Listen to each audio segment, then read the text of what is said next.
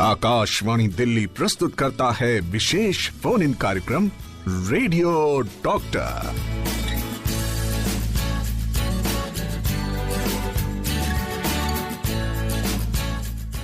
Akashvani rainbow सुन रहे हैं। Programme शुरू हो चुका है रेडियो डॉक्टर और आज हमारे साथ किस टॉपिक पर बात होने वाली है? बात होने वाली है नी पेन एंड ट्रांसप्लांट। जी हाँ, घुटने का दर्द और प्रत्यारोपण पर बात होगी और एक्सपर्ट हमारे साथ जुड़ेंगे डॉक्टर राजेश मल्होत्रा, जो कि ऑर्थोपेडिशियन है और ये है former chief JPN apex trauma centre and professor and head department of orthopaedics, AIIMS में ये रह चुके हैं। और आप सभी लोग जानते हैं कि घुटने का दर्द ज्यादातर ओल्ड एज ग्रुप को होता है और इस समय बहुत से लोग इस समस्या से जूझ रहे होंगे। तो चलिए सर से पूछ लेती हूँ कि सर नी पेन क्यों होता है? ज्यादातर आजकल जो हमारे शरीर का वजन है वो हमारे पैरों पर ही होता है, लेकिन मैंने अक्सर लोगों को ये कहते हुए सुना है कि हमारे घुटनों में बहुत ज्यादा दर्द है। सबसे पहले हमारे श्रोताओं को मेरा प्यार भरा नमस्कार।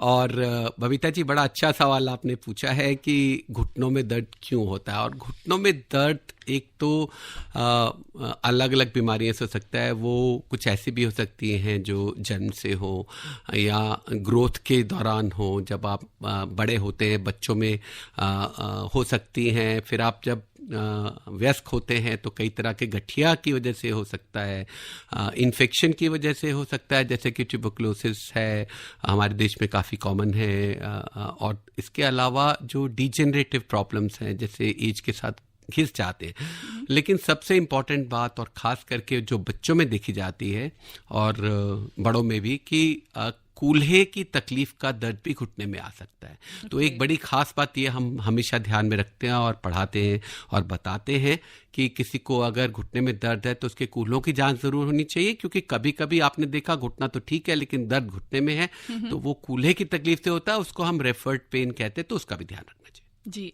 यहाँ पर हमारे पास मैसेजेस भी आ चुके हैं। मैसेज आया है कि ठंड के मौसम में घुटने में अकड़न और दर्द की समस्या होती है और घुटनों में ग्रीस कैसे बढ़ाई जाए। ये हमें जो प्रश्न पूछा है ये है मनोहर लाल गांधी, चाणक्य चौक, गाजियाबाद से। जी, बड़ा अच्छा सवाल है। और ये बात जग जाहिर है कि सर्दियों में दर्द बढ़ जाती है। वो उसका आपने देखा होगा कि कोई चोट अगर सर्दियों में लगे तो बहुत ज़्यादा दर्द करती है और गर्मियों में वही तकलीफ कम करती है। उसका कारण ये है कि सर्दियों में एक तो हमारी मांसपेशियां जो है ठंड से थोड़ी सी अकड़ जाती हैं, वही आपने देखा होगा कि गर्म सिकाई करने से उनमें तुरंत आराम मिलता है। दूसरे, हमारे शरीर का हम जो भी खाना खाते हैं या जो भी हमारे शरीर में एनर्जी जो पैदा होती है, उसका 80% हमारे शरीर का तापमान को मेंटेन करने में लग जाता है। तो आप देखें, आप ठंड इतनी पड़ रही है, लकड़ी का टुकड़ा या लोहे का टुकड़ा बाहर रख दें और एकदम कितना ठंडा हो जाता है। तो हमारा शरीर भी वो गर्म इसलिए रहता है कि वो रक्त का संचार होता है। और सर्दियों में उस रक्त से हीट लॉस बचाने के लिए हमारी ब्लड सप्लाई कम हो जाती है स्किन को। तो इस वजह से चोट लगने पे जो भी केमिकल्स रिलीज होते हैं जिनसे दर्द होता है, वो जल्दी वहां से जाते नहीं है और इसलिए हम उसको मलते हैं और गर्म करते हैं ताकि वहां कुछ ब्लड आए और वो केमिकल्स जा सके। तो इस तरह से सर्दियों में चोट से बचाव रखना ही उत्तम है। और जहां तक आपका सवाल है कि घुटनों में ग्रीस कैसे बनाई जाए, तो घुटनों में मेंटेनेंस चाहिए होती है। जैसे आप किसी कार को रखते हैं और उस पर बहुत ज़्यादा अगर लोड डालते हैं तो वो जल्दी उसके टायर घिस जाते हैं। इसी तरह जब हमारा वजन ज़्यादा होता है तो घुटनों पे उसका बहुत दुष्प्रभाव पड़ता है। तो अगर आप घुटनों के लिए कुछ मदद करना चाहते हैं, अपने वजन को कंट्रोल में रखें। दूसरे, जब हम चलते फिरते रहते हैं तो भी घुटने स्वस्थ रहते हैं। हमारा जो घुटने की कार्टिलेज है, अगर उस पर लगातार बहुत वजन पड़े तो वो बिगड़ जाती है, और अगर बीच बीच में उस पर वजन डालते रहे तो वो स्वस्थ रहती है। तो अगर आप फिजिकली एक्टिव हैं तो आपके घुटने अच्छे रहेंगे, लेकिन आपका वजन बहुत ज़्यादा है तो हर समय आपके घुटने पे वजन ज़्यादा पड़ता रहता है तो उनमें तकलीफ होगी। और घुटने में ग्रीस बढ़ाने के लिए आजकल कुछ किस तरह के न्यूट्रास्यूटिकल्स या कुछ कोलेजन या इस तरह की चीज़ें आजकल मार्केट में हैं। साइंटिफिकली बहुत प्रूवन नहीं है, लेकिन अगर आप ऐसा कुछ चाहते हैं तो आप उनको कुछ महीने ट्राई कर सकते हैं। अगर उसको लाभ दे तो उनको लेते रहो। एक तरह से बिल्डिंग ब्लॉक होते हैं कार्टिलेज के। साइंटिफिकली कोई बहुत प्रूवन नहीं है, लेकिन अगर आप कुछ करना ही चाहते हैं तो उसको ट्राई कर सकते हैं। जी, और यहाँ पर एक और मैसेज आया है हमारे पास मेरठ से ज्योति संजीव जी का। इन्होंने लिखा कि how to get rid of leg pain. हाँ, तो लेग पेन अगर आप कहते हैं तो ये एक ऐसी चीज है जिसमें सबसे पहले एक डॉक्टर को आपको देखना पड़ेगा। क्यों, आपको एक उदाहरण देता हूँ कि अगर आप डायबिटिक हैं और आपके खून का दौरा आपकी टांगों में कम हो गया है तो चलने से आपको लेग पेन हो जाएगा। अगर आपको शियाटिका है तो आपको लेग पेन हो जाएगा। अगर आपकी टांग की हड्डियों में या मांसपेशियों में कुछ तकलीफ है तो उससे लेग पेन हो जाएगा। अगर आप बहुत ज्यादा चल लेंगे अपनी कैपेसिटी से ज्यादा तो भी पेन हो जाएगा। तो लेग पेन जो आपने सवाल पूछा बड़ा नॉन स्पेसिफिक सा सवाल है, बड़ा जनरल सा सवाल है, और इसके लिए मैं आपको यही कह सकूंगा कि अगर आपको लेग पेन है तो डॉक्टर को दिखाएं और वो संपूर्णतः जांच करेंगे कि ये नस से है, कि ब्लड सप्लाई से है, कि मसल से है, कि बोन से है, तो आपका इलाज करेंगे। और जब आपके हाथ पैर बिल्कुल चलते फिरते रहते ना, तो आपको लगता है बस अब इसके आगे कुछ नहीं है, हम तो बिल्कुल मस्त होके चल फिर सकते हैं। और डॉक्टर साहब हमारे साथ हैं हमारे कुछ ऐसे सॉल्यूशंस के लिए जो कि हमारे नी पेन होता है, खास तौर से सर्दियों में जो ज़्यादा उम्र के लोग होते हैं उन्हें बहुत पेन होता है नी में, और ऐसे में हम क्या सॉल्यूशन लें और क्या समाधान लें, ये हम चलिए डॉक्टर साहब से जान लेते हैं। जी, बहुत अच्छा सवाल है बबीता जी, क्योंकि घुटनों की तकलीफ जो घिसने की है, ऑस्टियोआर्थराइटिस, वो अक्सर बुजुर्गों में ही ज़्यादा पाई जाती है। हालांकि एक अजीब बात यह है कि अब हमारे देश में यंग लोगों में भी बहुत आने लग गया, उसकी बात हम करेंगे। लेकिन बुजुर्गों को अब ये ऐसी परेशानी रहती है, जैसे मैंने आपको कहा कि चलना फिरना घुटनों के लिए बहुत स्वास्थ्यवर्धक है, लेकिन सर्दी में बाहर जाना मुश्किल हो जाता है, इतनी ठंड पड़ जाती है। और दूसरे जो है वो एकदम ठंड से उनको और भी तरह की प्रॉब्लम हो जाती है, खांसी भी हो जाती है, जुकाम भी हो जाता है। तो थोड़ा सा एक तो अपने आप को ठंड से बचा के रखें, दूसरे नियमित रूप से घुटनों के व्यायाम करें। बहुत से ऐसे व्यायाम हैं जो बेड पे लेटे लेटे भी घुटना दबा के करने की एक्सरसाइज है, वो सब आप उसको करें।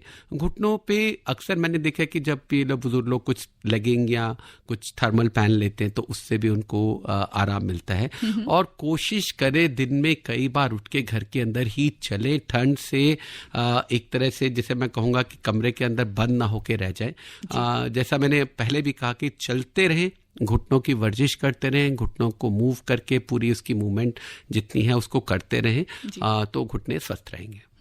सर, एक और बात मुझे आपसे पूछनी है कि नी कैप ज्यादातर लोग यूज करते हैं, तो क्या ये दर्द के लिए कामयाब है? यानी कि अगर दर्द हो रहा है तो आप नी कैप पहन लें या ऐसा कुछ? जी, बहुत सारे पेशेंट्स को नी कैप से आराम मिलता है और उसमें कोई ऑब्जेक्शन वाली बात नहीं। हम अक्सर पेशेंट्स को इस बात के लिए इनकरेज करते हैं कि आप जो है नी कैप पहनिए।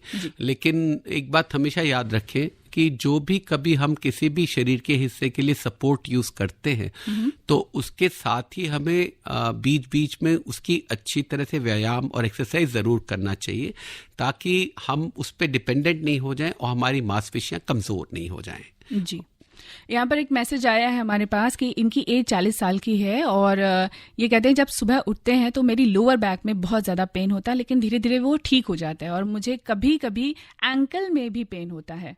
जी, तो अब ये बात फिर से हो रही है कि जोड़ों में दर्द जिसमें कि कमर भी इन्वॉल्व हो, तो घुटनों का दर्द जैसे मैंने बिल्कुल शुरू में कहा था कि गठिया में भी हो सकता है, और कुछ एक ऐसे गठिया होते हैं जो रीढ़ की हड्डी को भी इन्वॉल्व कर सकते हैं।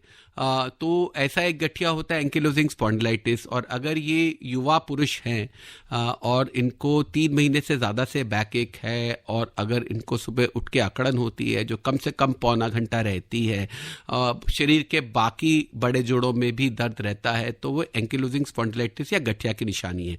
तो जब भी हमारे पास ऐसा कोई रोगी आता है तो हम ये पूछते हैं कि आपके शरीर में अकड़न होती है कि नहीं और वो पौने घंटे से ज़्यादा रहती है कि नहीं। तो ऐसे में इनको ज़रूर अपने डॉक्टर के पास जाना चाहिए और उनसे मिलना चाहिए कि इनको गठिया की शुरुआत तो नहीं होगी, एंकिलोजिंग स्पॉन्डिलाइटिस की शुरुआत तो नहीं हो गई है। एक और तकलीफ जो युवा पुरुषों में होती है, जिसमें जैसे इन्होंने कहा एंकल का दर्द हो रहा है, घुटने का दर्द है, ऐसे दर्द हो जाते हैं, वो होता है यूरिक एसिड का बढ़ना या जिसे हम गाउट कहते हैं। तो उसके लिए भी हमें काफ़ी हाई इंडेक्स ऑफ सस्पिशन रखना पड़ता है कि कोई ऐसा युवा व्यक्ति आता है जिसको अचानक घुटने में सूजन हो गई या अचानक पैर के अंगूठे में सूजन हो गई या अचानक एंकल में दर्द हो गई या इनका कॉम्बिनेशन हो गया, तो ऐसे में यूरिक एसिड की जांच से अक्सर पता लग जाता है कि उनको गाउट हो गया और उसका बड़ा आसानी से इलाज किया जा सकता है। जी, अभी हमारे पास मैसेजेस तो नहीं आए हैं, लेकिन मेरा एक सवाल है कि जैसे क्या हर जो हमारे घुटनों में दर्द हो रहा है उसका एक ही सोल्यूशन है कि हम उसे ट्रांसप्लांट करें? जी नहीं, बिल्कुल नहीं। ये तो ऐसी बात हो गई कहने की जैसे कि हर प्रेगनेंसी का इलाज सिजेरियन है। तो आप एक बात हमेशा ध्यान रखें, हमारे यहाँ चिकित्सा पद्धति में कुछ नियम होते हैं और उसमें एक सबसे पहला नियम ये होता है कि डू नो फर्दर हार्म। तो पहला है, किसी भी को आपके इलाज से और ज्यादा नुकसान नहीं होना चाहिए। और दूसरा इसी तरह का नियम है कि जब ऑपरेशन या कोई भी इंटरवेंशन या कोई भी इन्वेजिव प्रोसीजर तब करना चाहिए जब बाकी सारे विकल्प खत्म हो जाए। तो आपको जो बताते हैं आप अपने घुटनों पे रहम करना चाहते हैं तो सीढ़ियां मत चढ़ें। जब आप सीढ़ियां चढ़ते हैं तो आपके वजन का 8 से 10 गुना वेट आपके घुटनों पे पड़ता है। आप अपने वजन को कम करें, जमीन पे ना बैठे, आलती पालती नहीं मारे, रैंप्स पे नहीं चले, लंबा ड्राइविंग नहीं करे, लंबी रोड जर्नी नहीं करे, घंटों के हिसाब से घुटने को एक पोजीशन में नहीं रखे, तो आपका घुटना आपसे खुश रहेगा और आप अपने घुटने से खुश रहेंगे। जी, मैसेज आया है हमारे पास। इन्होंने लिखा है कि मेरी पत्नी की उम्र 65 वर्ष है, उनके घुटनों में दर्द रहता है और 1 वर्ष से ऑस्टियोपोरोसिस और कैल्शियम, विटामिन डी तथा प्रिगासिप एम ले रही हैं। काफी राहत है, लेकिन क्या इसके कोई साइड इफेक्ट हैं?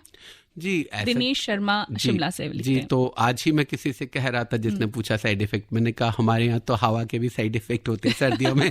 तो ऐसी कोई चीज़ नहीं होती है जिसका साइड इफेक्ट नहीं होता है। लेकिन हमें देखिए, मैं आपको मेडिकल जो पद्धति है इसके कुछ नियम बता रहा था। तो उसमें से एक नियम ये भी है कि आप जो भी इलाज करते हैं, चाहे आप दवा से करते हैं या आप ऑपरेशन से करते हैं, उसमें हमेशा रिस्क बेनिफिट रेशो देखी जाती है कि पेशेंट को इससे फायदा कितना है और नुकसान कितना है। अगर आपकी तकलीफ बहुत ज्यादा है तो छोटे मोटे साइड इफेक्ट को नजरअंदाज किया जाता है।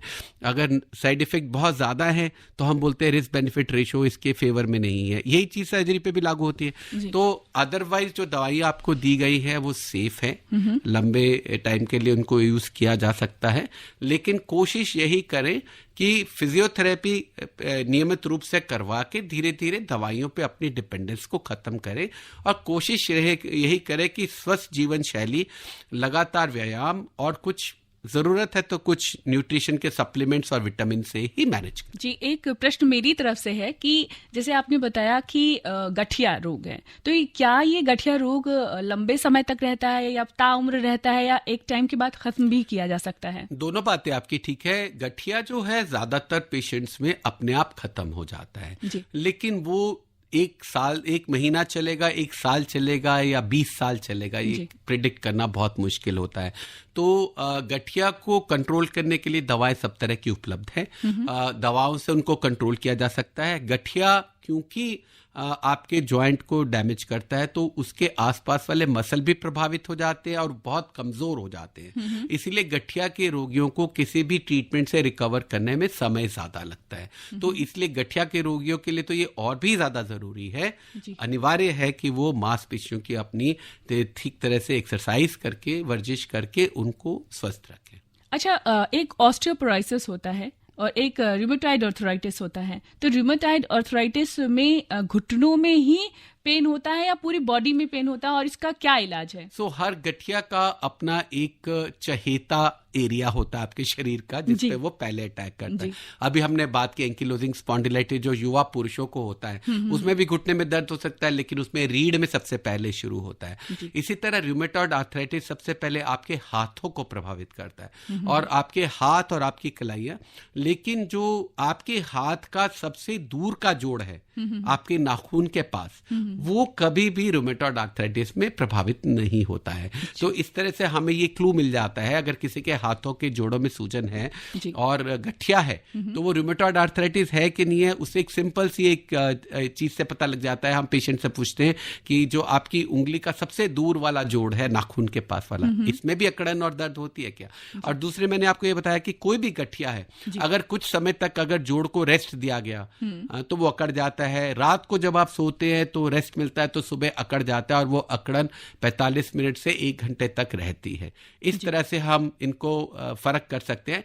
ऑस्टियोपोरोसिस एक टोटली अलग बीमारी है पूरी तरह से, उसमें हड्डियां कमजोर हो जाती हैं, उसके कई कारण होते हैं और रूमेटॉइड आर्थराइटिस उनमें से एक है जी। और लेकिन कोई भी ऐसी बीमारी या अगर घुटनों की भी बीमारी हो जिसमें आपका चलना फिरना कम हो जाए तो ऑस्टियोपोरोसिस अपने आप ही आ जाएगा, क्योंकि ऑस्टियोपोरोसिस से बचाव के लिए हड्डियों को वजन सहन करना है, वहन करना है, और अगर आप किसी वजह से नहीं चल पा रहे हैं तो आपकी हड्डियां कमजोर होंगी ही होंगी। जी, एक प्रश्न आया है हमारे पास, इन्होंने लिखा है कृष्णा जी ने हाजीपुर से कि मुझे नी में दर्द है और लेकिन उठने बैठने के टाइम पर नी से आवाज भी आती है, प्लीज बताएं क्या करें। 28 साल के हैं। बिल्कुल सही है जी, ये भी यंग लेडीज में बहुत कॉमन है और आवाज अपने आप में कोई ऐसी बड़ी तकलीफ नहीं है, हम उसको नजरअंदाज करते हैं। और कुछ लोग आपने देखा होगा अपने उंगलियों से पटाखे निकालते हैं, आपने देखा कि ऐसे लोगों को जो अपने ज्वाइंट को मूव करते और आवाज आती है। उसका मूल कारण ये है कि जो हम हवा अपने अंदर लेते हैं उसमें 70% से अधिक नाइट्रोजन होती है, तो हमें तो ऑक्सीजन चाहिए, तो हमारे फेफड़े उसको बिल्कुल उसको रेजिस्ट करते हैं, बिल्कुल नहीं लेते, लेकिन थोड़ी थोड़ी नाइट्रोजन फिर भी शरीर में पूरा दिन सांस लेने में चली जाती है।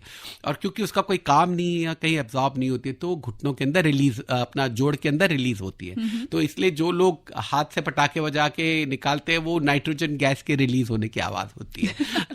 लेकिन अपने आप में हम लोग ये कहते हैं कि जिस आवाज के साथ में दर्द हो उसको डॉक्टर को दिखाएं, वो उसका इलाज करेंगे। और अगर आपको उठने बैठने में अगर जस्ट आवाज आती है तो उसको इग्नोर करें। हमारे पास सबसे ज्यादा चिंतित वो लोग आते हैं जिनकी गर्दन से आवाज आती है, उनको ये लगता है कि हमारी गर्दन टूट रही है, तो उनको भी हम यही समझाते हैं कि आवाज आना अपने आप में कोई बीमारी नहीं है, अगर उसके साथ कोई दर्द या कोई और तकलीफ नहीं है ना घबराएं। हमारे साथ कोई जुड़ा हुआ है, उनसे भी बात कर लेते हैं, वो भी अपनी समस्या लेकर यहाँ पर आए हुए हैं। हेलो जी। हाँ मैम, नमस्ते। नमस्ते डॉक्टर साहब जी को भी नमस्ते जी। नमस्ते जी।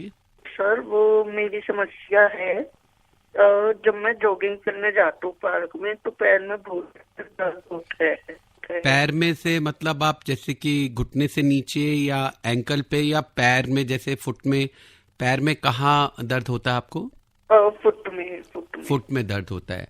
तो देखिए ऐसा है कि जॉगिंग करने पे पैर में दर्द जो होना उसके भी कई कारण हो सकते हैं। सिंपल कारण तो ये है कि आपकी फुटवियर जो है, जो जूता आपने पहना है वो प्रॉपर नहीं है। अगर आप बहुत ज़्यादा दौड़ते हैं, अपनी सामर्थ्य से ज़्यादा दौड़ते हैं तो कई बार उससे ओवर यूज इंजरीज हो जाती है, थोड़ा लिगामेंट्स आपके स्प्रेन हो सकते हैं, मसल्स का दर्द हो सकता है या इवन हड्डियों में भी स्ट्रेस फ्रैक्चर हो सकता है। तो मेरी सलाह आपसे ये रहेगी कि आप कुछ दिन इसको रेस्ट दें और जब दोबारा जॉगिंग शुरू करें तो थोड़ा सा कम दूरी से शुरू करें, और फिर भी अगर आपकी समस्या रहती है तो फिर आप डॉक्टर को दिखाएं ताकि उसकी आपकी प्रॉपर जांच या MRI जो भी रिक्वायर्ड है वो करके आपका इलाज किया जा सके। उम्मीद करती हूँ कि आपका जो भी प्रश्न है उसका सही जवाब आपको मिल गया है और आप बिल्कुल वही फॉलो करेंगे जो सर ने कहा है। धन्यवाद। अब डॉक्टर साहब, यहाँ पे एक मैसेज आया है, ये मेरा भी प्रश्न है, हालांकि मैं इसमें पूछूंगी आपसे, एक और प्रश्न जोड़ूंगी। यहाँ पर लिखा हुआ है मिलिंद नायक जी ने कि सहजन की सब्जी खाने से कुछ फर्क पड़ता है क्या? हॉस्पिटल की दवाइयां भी चल रही हैं, हाथ पैरों के लिए सहजन की सब्जी परहेज करने चाहिए या नहीं? मतलब खान पान की बात की जा रही है, तो जब गठिया या ऐसे रोग होते हैं हमें, तो लोग कहते हैं कि खान पान इस तरीके का होना चाहिए या हमें ये खाना चाहिए। इवन कई लोग ये भी कहते हैं कि ये सदाबहार के फूल होते हैं उनका रस पीना चाहिए बॉईल करके। तो क्या ये जो घरेलू उपाय होते हैं ये कारगर होते हैं? जी, एक बहुत अच्छा सवाल है ये, पर इसका जवाब बहुत मुश्किल है। अगर हम साइंटिफिक बात करते हैं तो हमें ये मालूम है कि जब तक कोई स्टडीज नहीं होती हैं, जैसे मान लीजिए कि आप बोलते हैं कि गुलबहार का रस पीना है, तो हमारे यहाँ मेडिसिन में किया जाता है कि 2 ग्रुप पेशेंट के ले लिए जाए और उसमें एक ग्रुप को वो दिया जाए, दूसरे ग्रुप को नहीं दिया जाए, और ये देखा जाए कि वाकई में उसमें फ़र्क पड़ा है कि नहीं पड़ा है। लेकिन साइंटिफिकली इस चीज़ को एंडोर्स करना बहुत मुश्किल है। लेकिन हम ये जानते हैं कि हम सबके जन्म से, जब से हमने देखा बचपन में भारत में हमारे घरेलू इलाज बहुत सारे होते हैं। जैसे जैसे हमारे यहाँ चोट लगने पे हल्दी दी जाती है, तो अब ये प्रूव हो गया कि हल्दी एंटी इन्फ्लेमेटरी है और हल्दी में कैंसर के अगेंस्ट भी गुण पाए जाते हैं। अब हमेशा ये सोचा जाता था कि जामुन से डायबिटीज़ ठीक होती है और लोग कोशिश करते हैं, वो जामुन से कुछ इफेक्ट नहीं मिला, लेकिन बाद में पता लगा कि जामुन का जो गुठली है उसमें वाकई में डायबिटीज से लड़ने की क्षमता होती है। तो मेरी सलाह ये है कि जब तक कोई ऐसा घरेलू उपाय है जिसका कोई साइड इफेक्ट नहीं है और जो ट्राइड एंड टेस्टेड है, उसको लेने में कोई हर्ज नहीं है। और अगर कोई ऐसी चीज़ ना लें जो आपकी दवाइयों के साथ, ओरिजिनल बीमारी के साथ में कुछ उनका रिएक्शन हो और बात बिगड़ जाए। और दूसरी बात है कि बीमारी को ये घरेलू नुस्खों से ठीक करने की कोशिश ना करें, जिस तरह की कैंसर जैसी बीमारियों से, क्योंकि उसमें मेडिकल आपको एडवाइस लेके उसको फॉलो करना ही प्रॉपर रहेगा। जी, चलिए एक छोटा सा ब्रेक ले लेते हैं। ब्रेक के बाद वापस आएंगे। और भी सवाल हैं, आप सभी लोग सवाल भेज सकते हैं अपने 9868107070 पर। बात हो रही है आज नी पेन एंड ट्रांसप्लांट के बारे में, तो चलिए एक ब्रेक लेते हैं। आप सुन रहे हैं विशेष फोन इन कार्यक्रम radio doctor. Welcome back. Radio doctor कार्यक्रम चल रहा है। मैं हूं बबीता रावत आपके साथ। मेरे साथ हैं आज डॉक्टर राजेश मल्होत्रा जी, जो कि बात कर रहे हैं नी पेन एंड ट्रांसप्लांट के बारे में। और अभी हमारे साथ एक कॉलर जुड़े हुए हैं, इनसे बात कर लेते हैं। ये अपनी समस्या बहुत देर से मुझे बता रहे हैं, लेकिन इनकी बात समझ में नहीं आ रही है। चलिए अब सुन लेते हैं कि क्या बताने वाले हैं ये। हेलो मैडम जी, नमस्कार। नमस्कार। और डॉक्टर साहब को भी जी नमस्कार जी। अच्छा डॉक्टर साहब, वर्ष 2002 में ना मुझे चोट लगी थी एक, मैं बहुत बड़े गड्ढे में गिर गया था साइकिल के साथ अपने रात के अंधेरे में जी। तो तभी से ही प्रॉब्लम आई है। उसके बाद मैंने करनाल में सिविल हॉस्पिटल से भी इलाज करवाया, ऑर्थोपेडिक्स जो सर्जन होते हैं उनसे, पर उनका लेकिन ना तो उन्होंने मतलब ठीक इलाज किया और उनका बिहेवियर भी मुझे ठीक नहीं लगा। अब अभी तक ये चल रही है प्रॉब्लम, ना मैं बैठ सकता ना मैं चल सकता, सर्दियों के मौसम में खासकर। तो आपके घुटने में तकलीफ होती है? हाँ जी, हाँ, घुटने में तकलीफ होती है जी, और घास भी नहीं काट सकता मैं बैठ के, जैसे घास होता है जो पशुओं के लिए चारा। हाँ जी, और पिछले साल ये जो Kalpana Chawla government medical college है करनाल में, इन्होंने सीटी स्कैन करवाया था मेरा, ऑर्थोपेडिक्स वालों ने। कहाँ का घुटने का? हाँ जी, लेफ्ट नी का सर, सीटी स्कैन करवाया था जी। तो उसमें वो बोलते हैं कि आपके अंदर से कुछ फट होया है सर। अब देखो कंडीशन ये है मेरी कि मैं अपना काम भी नहीं कर सकता, ना चल सकता आराम से, ना बैठ ही सकता जी। तो ऐसा है, मैं आपको एक बात समझाना चाहूँगा कि जो हमारे घुटने की संरचना है, जो उसका स्ट्रक्चर है, वो बहुत ही कॉम्प्लेक्स है। आप देखें, एक जो हमारी जो जांघ की हड्डी है वो नीचे से एकदम गोलाई में होती है, और जो हमारे नीचे शिन की हड्डी है टांग की, वो ऊपर से फ्लैट होती है। तो अंदर कई तरह के लिगामेंट और कई तरह के कार्टिलेज उसको स्टेबल करके रखती हैं। आपको गड्ढे में गिरने से ये बात बहुत क्लियर है कि आपको अच्छी सी चोट आई है, उसके अंदर काफ़ी ख़राब है, काफ़ी सीरियस टाइप की चोट है। और अगर सीटी स्कैन में हमें सिर्फ हड्डियों का पता लगता है, लेकिन एमआरआई करने से हमें अंदर की कार्टिलेज और लिगामेंट्स के बारे में पूर्ण जानकारी मिल जाती है। और मैं ये नहीं, हाँ जी, डॉक्टर साहब उन्होंने एमआरआई करवाया था शायद, पता नहीं मैं नाम भूल गया। एमआरआई ही कराया होगा, आपने सीटी स्कैन बोला, लेकिन मुझे लगता है कि उन्होंने एमआरआई ही किया होगा। एमआरआई है सर शायद, ये वो एक बड़ा एक्सरे और रिपोर्ट दे हमारा साथ में वो चीज है जी। जी बिल्कुल। तो एमआरआई में जो भी कार्टिलेज की इंजरी है या लिगामेंट की इंजरी है, उसका इलाज संभव है। आप किसी अच्छे सेंटर में जाएं और अपनी रिपोर्ट दिखाएं। और इसमें अक्सर हमें कई बार आर्थ्रोस्कोपी से, दूरबीन से अंदर की जो चोट लग गई है उसको रिपेयर करना होता है, ठीक करना होता है, लेकिन इलाज संभव है। कभी कभी ऐसा हो सकता है कि 100% रिकवरी नहीं हो, 90% हो, 95% हो, लेकिन जो भी आपको उस चोट से दुष्प्रभाव आपके घुटने पे हुआ, उसका इलाज संभव है। इस बात की मैं आपको गारंटी दे सकता हूं कि पॉसिबल है इसका इलाज करना, तो किसी अच्छे सेंटर में जाके मिला। ठीक है डॉक्टर साहब जी, धन्यवाद आपका। और मैं तो गरीब आदमी हूँ जी, मतलब, और स्टूडेंट भी हूँ सर। तो गरीब आदमियों का इलाज भारत में बड़ा अच्छा होता है। सरकार ने सरकारी अस्पताल अच्छे अच्छे बनाए हैं, उसके अंदर बहुत सारी योजनाएं चलती हैं। गरीब होना इस देश में आपको इलाज से वंचित नहीं करता है। आप ठीक जगह पहुंचे, ये मेरी सलाह है। ठीक है सर, थैंक यू, धन्यवाद डॉक्टर साहब। धन्यवाद। तो मुझे ये उम्मीद है कि इन्हें भी अपने प्रश्न का उत्तर बिल्कुल मिल गया होगा। लेकिन अब मेरे प्रश्न यहाँ से शुरू होते हैं। भाई, नी पेन की बात की जा रही है सर, और नी ट्रांसप्लांट की बात की जाती है। तो नी पेन जब इस हद तक बढ़ रहा है तो हम कब ये विचार करें कि ये जो है नी ट्रांसप्लांट मतलब चेंज हो जाए ये चीज़? तो ये आज का सबसे अच्छा सवाल है अभी तक का, तो मैं आपको कॉम्प्लीमेंट करता हूँ इसके लिए, क्योंकि मेरा सोचना ये है कि किसी डॉक्टर को ये बताने की आवश्यकता नहीं होती है रोगी को कि आपको नी ट्रांसप्लांट की ज़रूरत है। ये एक ऐसी सर्जरी है जो पेशेंट को या रोगी को डिमांड करनी चाहिए। और क्योंकि एक्सरे से ये पता नहीं लगता है कि उससे उस रोगी के जीवन पे कितना प्रभाव पड़ रहा है। आफ्टर ऑल हर रोगी अलग होता है, उसकी दिनचर्या अलग होती है। मान लीजिए आपके घुटने में एक्सरे में घुटने एकदम खराब है और रोगी बोलता है कि मैं तो अपने सब काम कर लेता हूँ, मुझे तो कोई दिक्कत नहीं होती है। तो सबसे ज़रूरी बात ये है कि आपको कितनी तकलीफ है। उसके लिए मैं अपने रोगियों से 6 सवाल पूछता हूँ, और उन 6 सवाल में अगर 3 का भी जवाब ऐसा हाँ है तो उससे ये पता लग जाता है कि उनको बहुत ज़्यादा डिसेबिलिटी है। तो ये समझ आ जाता है कि ये इनकी जीवन शैली बहुत ज़्यादा प्रभावित हो जाती है।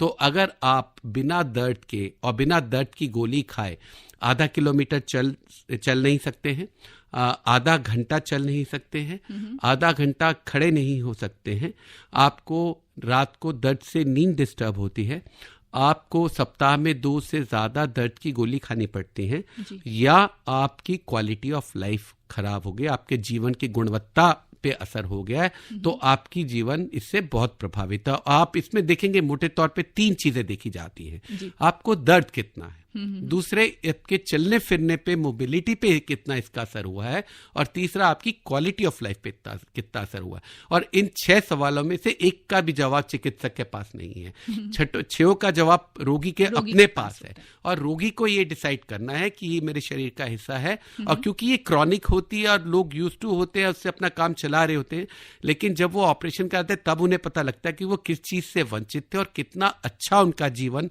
हो सकता था। और इसलिए ये डिसीजन हालांकि उन्हें ही करना है, लेकिन वक्त रहते करने से रिकवरी फास्ट हो जाती है और बेनिफिट भी ज्यादा मिलता है। ये भी एक सवाल है कि नी ट्रांसप्लांट जब किया जाता है तो इसकी सक्सेस रेट कितने ज्यादा होते हैं? तो भारत में नी ट्रांसप्लांट के सक्सेस रिजल्ट्स वर्ल्ड के बेस्ट सेंटर्स के बराबर हैं। कोई भी ऐसा ऑपरेशन आज तक बना नहीं है जिसमें 100% सक्सेस हो, लेकिन कुछ एक स्मॉल परसेंटेज ऑफ फेलियर्स होता है जिसमें मूल कारण इन्फेक्शन होता है। तो अगर आप डायबिटिक हैं, आपकी बॉडी की रेजिस्टेंस कम है, या आपको कहीं और इन्फेक्शन है, तो उसमें थोड़ा सा बाकी जनता से आपको हल्का सा रिस्क ज्यादा रहता है, जिसका कि ध्यान रखा जाता है सर्जरी के दौरान। क्योंकि आजकल तो ऑलमोस्ट 60% रोगी डायबिटीज के होते हैं अलग अलग बीमारी के साथ में, तो उसका ध्यान रखा जाता है। इसके अलावा जो डिसेबिलिटी जो दूर होती है, और जैसे मैंने शुरू में कहा रिस्क बेनिफिट रेशो, इस ऑपरेशन से इतने ज्यादा अच्छे आपको रिजल्ट मिलते हैं कि जो भी छोटा मोटा रिस्क कॉम्प्लिकेशंस का है, और वो रहेगा दुनिया में हर कहीं रहेगा, वो उसके मुकाबले में जो रिस्क बेनिफिट रेशो है इस फेवर में जाते हैं कि आप सर्जरी करा के एक नया जीवन शुरू करें जिसमें आपकी मोबिलिटी ज़्यादा हो, दर्द से राहत मिले और क्वालिटी की लाइफ अच्छी हो जाए। सर, नी रिप्लेसमेंट के बाद जो मरीज है वो कितने दिनों में अपनी नॉर्मल दिनचर्या में आ सकता है? तो आजकल जब हम नी रिप्लेसमेंट करते हैं तो एनेस्थीसिया का इफेक्ट खत्म होते ही 2 घंटे बाद उनको खड़ा करके और चला देते हैं, वॉशरूम भेज देते हैं, कुर्सी में बिठा देते हैं, अगले दिन सुबह सीढ़ियां चढ़वा देते हैं। तो मरीज की आजकल वो, क्योंकि इसको हम फास्ट ट्रैक रिहेबिलिटेशन बोलते हैं, जो कि दुनिया भर में एक अब चीज आ रही है, क्योंकि कोई भी सर्जरी की कॉम्प्लिकेशंस होती है, उनमें कुछ कॉम्प्लिकेशन ऐसी होती हैं अगर पेशेंट बेड पे रहे, खास करके अगर वो 80, 85 या 90 साल का पेशेंट, जो अक्सर हमारे पेशेंट उस आयु में भी सर्जरी कराते हैं। तो अगर आप बेड पे नहीं रहते हैं तो बहुत सारी कॉम्प्लिकेशन से आप बच जाते हैं। और हम ये बोलते हैं कि आप 2 हफ्ते के बाद जब चाहे चलना फिरना शुरू कर सकते हैं, 3 से 4 हफ्ते के बाद जब चाहे ड्राइविंग कर सकते हैं, और 6 हफ्ते में आपको 90% रिकवरी हो जाती है और 1 साल तक आपकी इम्प्रूवमेंट चलती रहती है। जी, अच्छा, बात पूछते हैं इसकी कि ट्रांसप्लांट का जो सबसे नया तरीका अगर हम ऑपरेशन के लिए जा रहे हैं तो कौन सा ऐसा तरीका है जो हमें बहुत जल्दी रिकवरी कर सकता है? तो सबसे ज्यादा जो जल्दी रिकवरी और लेटेस्ट टेक्नोलॉजी जो है वो देखिए ऐसा है कि हर जगह टेक्नोलॉजी आ रही है। आप फ्रिज खरीदने जाते हैं तो आप देखते हैं कौन से फ्रिज में लेटेस्ट टेक्नोलॉजी आई है। आप गाड़ी खरीदते हैं तो आप देखते हैं इसमें कौन से फीचर्स हैं। तो ये टेक्नोलॉजी है और फॉर्चुनेटली और अनफॉर्चुनेटली टेक्नोलॉजी जितनी आप ऐड करते हैं उससे उसकी कॉस्ट बढ़ती है। लेकिन आज की डेट में जो लेटेस्ट टेक्नोलॉजी है जिससे नी रिप्लेस किया जाता है वो रोबोटिक है। तो रोबोटिक से कोई लॉन्ग टर्म बेनिफिट अभी प्रूवन नहीं हुआ है, लेकिन रोबोटिक से शॉर्ट टर्म डेफिनेटली ये है कि आपको थोड़ा पेन कम होता है, आपकी रिकवरी थोड़ी फास्ट होती है। और क्योंकि ये प्रिसीशन करता है और लेकिन वो वैसे ही है कि आप बढ़िया से बढ़िया गाड़ी भी अगर लेते हैं तो चालक का रोल या ड्राइवर का रोल उसमें गाड़ी से ज्यादा होता है। जी, इस टॉपिक पर भी हम अभी आएंगे कि हमें क्या क्या प्रिकॉशन लेने चाहिए। नी पेन और ट्रांसप्लांट की बात हो रही है यहाँ पर और मैसेजेस भी आ रहे हैं हमारे पास। मैसेज यहाँ पर आया है कि हमारी बहन के राइट लेग में घुटने में बहुत ज्यादा दर्द रहता है। MRI देखकर डॉक्टर ने सलाह दी है कि 16,000 का इंजेक्शन लगेगा, हर साल लगेगा। इसके बारे में बताएं। और संदीप कुमार पप्पू बोल रहे हैं ये। जी संदीप कुमार जी, घुटने की तकलीफ में इंजेक्शन एक ट्रीटमेंट है। हालांकि जो हम फॉलो करते हैं बहुत से लोग American academy of orthopaedic surgeons की रिकमेंडेशंस की, उसमें इसमें कोई बहुत ज़्यादा इसकी सपोर्ट में एविडेंस नहीं है। लेकिन कई तरह के इंजेक्शन होते हैं, जैसे कि ग्रीस का इंजेक्शन लगाया जा सकता है जो कि महंगा होता है। कई बार तकलीफ बहुत ज़्यादा होती है, खास करके अगर आपको यूरिक एसिड बढ़ने से बहुत ज़्यादा घुटने में स्वेलिंग और पेन हो गया तो उसमें अंदर से पानी निकाल के और स्टीरॉयड का इंजेक्शन लगाने से आराम मिलता है। कुछ लोग प्लेटलेट के जो आपके ब्लड से प्लेटलेट निकाल के या स्टेम सेल आपकी बॉडी से निकाल के उसका इंजेक्शन या उसके जॉइंट से निकाल के करते हैं। तो ये सब प्रणालियां हैं, बहुत ज़्यादा इनके फेवर में बिल्कुल क्लियर कट प्रूफ नहीं है। लेकिन अगर तकलीफ़ बहुत है, हमारा उसमें जो नियम रहता है वो ये रहता है कि अगर किसी को अब फिजियोथेरेपी और एक्सरसाइज और सब चीज़ से आराम नहीं आ रहा है और अभी पेशेंट सर्जरी के लिए लायक नहीं है या इतना ख़राब नहीं है कि घुटने को बदला जाए, तो ऐसे में हम लोग इंजेक्शन ट्राई करते हैं जो इनमें से किसी एक टाइप का हो सकता है। जी, और यहाँ पर एक हमारे साथ कॉलर जुड़े हुए हैं, वो समस्या लेकर बैठे हुए हैं अपनी, और मेरे हिसाब से जनरल समस्या बताने वाले हैं। हेलो हेलो, शायद कहीं खो गए हैं, लेकिन हाँ, इनकी समस्या हमने सुन ली थी और इन्होंने बहुत ही उम्दा तरीके से पूछा था सभी लोगों के लिए ये बात कि एक और भी प्रश्न इसी से ही रिलेटेड आया था, इन्होंने भी वही बात पूछी है। इनकी उम्र 83 वर्ष है और घुटनों की जो ग्रीस है इनकी खत्म हो चुकी है। वैसे तो घुटनों में कोई दर्द नहीं है और घर में घूम फिर लेता हूँ, परंतु लॉन्ग वॉक नहीं कर सकता हूँ। सवेरे रोज 1 घंटा योगा और व्यायाम करता हूँ और रात को सिकाई करता हूँ। और क्या करूँ कि लॉन्ग वॉक कर सकूँ? ओम प्रकाश दिल्ली से लिखते हैं। जी, तो ओम प्रकाश जी, ये तो बीमारी का करेक्टर ही है, ऐसे ही इसकी नेचुरल हिस्ट्री है। जब बीमारी शुरू होती है तो ज़्यादा पेनफुल होती है और अक्सर पेशेंट आके बोलते हैं जी पहले तो इस घुटने में दर्द था, अब आजकल दूसरे घुटने में शुरू हो गया है। तो क्योंकि जब पहले शुरू हुआ जिसमें उसमें दर्द ज़्यादा होती है और जब बहुत समय तक एक जोड़ में बीमारी रहती है तो उसमें दर्द कम हो जाता है, लेकिन डिफॉर्मिटी हो जाती है और चलने में मुश्किल हो जाती है। तो आप 83 वर्ष के हैं, आपको चलना आवश्यक है। अगर चलने में आपको तकलीफ होती है, जैसे घुटने अगर टेढ़े हो जाते हैं तो आपकी मांसपेशियों को 3 से 5 गुना ज़्यादा मेहनत करनी पड़ती है आपको चलाने के लिए, इसलिए आप थक जाते हैं। तो वो अब जो बात दर्द की रही नहीं, अब है डिफॉर्मिटी की, जो टेढ़ापन है जो कि ग्रीस खत्म होने के साथ ही आता है। और ऐसे में मेरे को आपकी सलाह यही है कि आप इसमें करेक्ट कैंडिडेट है। अगर आप ज़्यादा चलना चाहते हैं तो आपको नी रिप्लेसमेंट करवाना चाहिए। आपके डॉक्टर आपकी जांच करके देख सकते हैं कि आपके जो सेहत है, जो आपका जनरल स्वास्थ्य है, जो वो इतना अच्छा है कि आप टॉलरेट सर्जरी को कर सके। टीम होती है हमारी, एनेस्थेटिस्ट होते हैं, फिजियोथेरेपिस्ट होते हैं, कार्डियोलॉजिस्ट होते हैं, सब विशेषज्ञ देख के जांच करके जब ये डिसाइड करते हैं कि हाँ आपका ऑपरेशन सेफली किया जा सकता है। और जो मैंने कहा था रिस्क बेनिफिट रेशियो आपके बेनिफिट के लिए है, रिस्क कम है, बेनिफिट ज्यादा है, तो आपको नी रिप्लेसमेंट कराने से ही ज्यादा चलना संभव होगा। चलिए आप, मुझे लगता है कि सभी लोगों का ये प्रश्न खत्म हो चुके होंगे, लेकिन मेरे ये प्रश्न है कि जब हम बहुत लंबे समय तक चलते हैं, शरीर है, मशीन है, और इसमें ग्रीस खत्म होना तो बहुत लाजमी है कि एक उम्र के बाद हमारी जो है ग्रीस खत्म हो जाएगी, लेकिन हमें अपने खान पान में ऐसा क्या बदलाव या क्या इंक्लूड करना चाहिए ताकि हमारा जो ग्रीस है वो चलता रहे और लॉन्ग टर्म तक चले? तो उसका खाने पीने से एक ही संबंध है कि जो लोग ज्यादा खाते हैं और जिनका वजन ज्यादा होता है उनके घुटने जल्दी घिस जाते हैं, और जो लोग जो है जंक फूड या अनहेल्दी खाना नहीं खाते हैं, जिनका वेट कंट्रोल होता है, उनके घुटने भी देखिए ऐसा है कि जो ये वियर एंड टियर है, और वियर एंड टियर में अक्सर मैं अपने पेशेंट्स को ओपीडी में ये समझाता हूं कि 50 किलो वाले व्यक्ति के घुटने 80 साल चलते हैं और 80 किलो वाले के 50 साल चलते हैं। तो जो काम है दोनों के घुटनों ने बराबर ही किया, दोनों के घुटनों ने बराबर वजन उठाया, तो अगर आप उस पर ज्यादा वजन डालेंगे तो फिर वो जल्दी खराब होगा।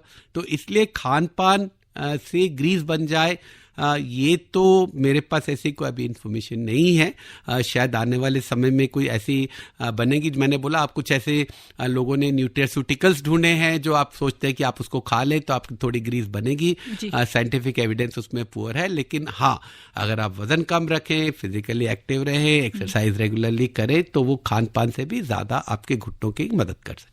जी बिल्कुल। और एक और प्रश्न है, जहां बात हो रही थी ट्रांसप्लांट की, तो जब नी ट्रांसप्लांट होता है और उसके बाद क्या प्रिकॉशंस रखने चाहिए एक मरीज को जो जिसके नी ट्रांसप्लांट हुआ है? तो ज़्यादातर बबीता जी हमारे यहाँ लोग इतनी लेट ऑपरेशन कराते हैं कि डिफॉर्मिटी बहुत ज़्यादा होती है। जब ग्रीस पूरी, आपने देखा 83 वर्ष की उम्र में जो ओम प्रकाश जी बात कर रहे थे कि अब जो है करना है, तो मांसपेशियाँ इतने साल तक खराब जोड़ों को ढोते ढोते थक जाती हैं, और टेढ़ेपन से उनकी अलाइनमेंट से भी उनको कन्फ्यूजन हो जाता है। तो जब हम सर्जरी करते हैं और अलाइनमेंट करेक्ट करते हैं तो कुछ समय लगता है बॉडी को नई अलाइनमेंट से एडजस्ट होने में। जिस तरह से आपकी नई गाड़ी होती है तो आपको कुछ प्रिकॉशन बताई जाती है कि पहले 5000 किलोमीटर आप ऐसा ना करें।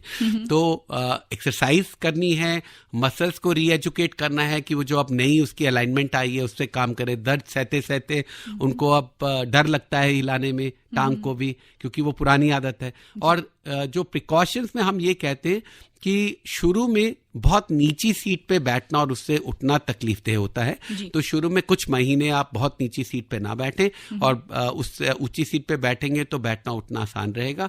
और दूसरे, नी रिप्लेसमेंट के बाद जमीन पे बैठना और भारतीय शौच का प्रयोग करना, ये दोनों बहुत ज्यादा स्ट्रेन डालते हैं घुटनों पे, तो कोशिश करें इनको अवॉइड करें, इनसे दूर रहें। ठीक है। और बच्चों में, खासतौर से बच्चों और युवाओं में आजकल बहुत ज़्यादा ये नी पेन का जो सिस्टम है वो देखा जा रहा है, तो रीज़न क्या है इसके पीछे? क्योंकि उनके इतनी जल्दी तो ग्रीस खत्म नहीं होगी, लेकिन फिर भी उनके नी में पेन हो रहा है, तो रीज़न क्या है उसका? तो उसका रीज़न है हमारे शहरों की बढ़ती हुई जनसंख्या, बड़े बड़े फ्लैट्स जिनके अंदर लिफ्ट नहीं है, जहाँ सीढ़ियाँ चढ़नी पड़ती हैं, और जो हम सीढ़ी चढ़ते समय अपने घुटने पे लोड डालते हैं वो आपके शरीर के वजन का 8 से 10 गुना होता है। तो मोटे तौर पे युवा और बच्चे एक आजकल ओबीस हो रहे हैं, ओवरवेट हो रहे हैं, और दूसरे जहां वो सीढ़ियां चढ़ते हैं, क्योंकि देखिए ये जो जनरेशन है जमीन पे ज्यादा नहीं बैठती। हम लोगों को फिर भी जमीन पे बैठना होता था। पहले जमाने में तो स्कूल में भी क्लास में जमीन पे बैठते थे बच्चे, तो वो जो चीजें अब निकल गई है दिनचर्या से। लेकिन वजन और सीढ़ियां, ये दो चीजें हैं जो मुझे लगता है आज के युवाओं को बहुत तकलीफ दे रही। और चलते चलते आप क्या सलाह देना चाहेंगे कि हम बिल्कुल स्वस्थ रहें, मस्त रहें और हंसते खेलते कूदते और बहुत लंबी दूरी तक चलते रहें? तो बबीता जी हमारे यहाँ ऑर्थोपेडिक्स में बोलते हैं मूव इट और लूज इट। तो जो भी आप शरीर का हिस्सा या जोड़ या मांसपेशी इस्तेमाल नहीं करेंगे वो बेकार हो जाएगी। तो अगर आप चलते फिरते रहे, फिजिकली एक्टिव रहे, तो आप हर तरह की बीमारियों से बच सकते हैं, घुटना भी उसमें इंक्लूडेड है।